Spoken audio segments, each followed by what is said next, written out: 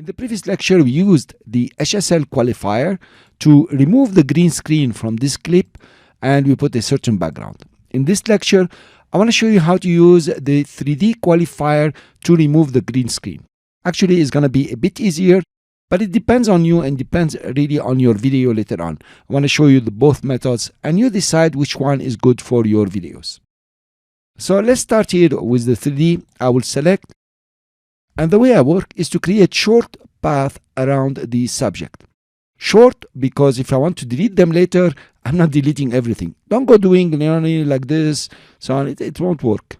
So I will invert it now and select more. So I'm adding another path here, and maybe I'll select one here.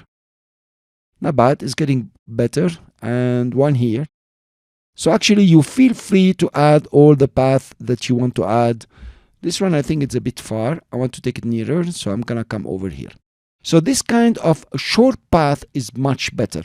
Please don't do something like this or like this. Okay, that's not real. Let's go back now to the matte.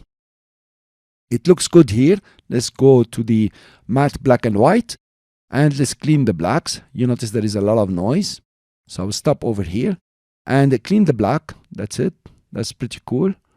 Okay, and let's go back to the normal view.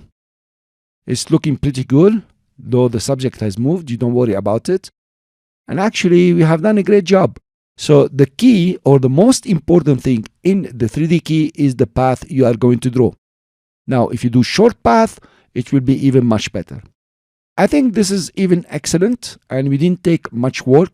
Maybe you want to shrink a bit the radius here. I think it's done.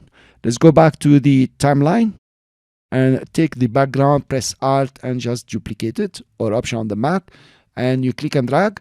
Go back to our color page, and actually we remove the path. We have done a great job here. You know the trick now. You know how to work on the finesse, and you know how to do it very right. So it's up to you now to refine your matte, to work with the colors, maybe make them a bit better. Make sure you're selecting the right clip.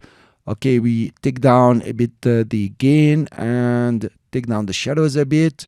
So we give them some spirit, and we try to merge them with the background. Thank you. I will see you in the next lecture.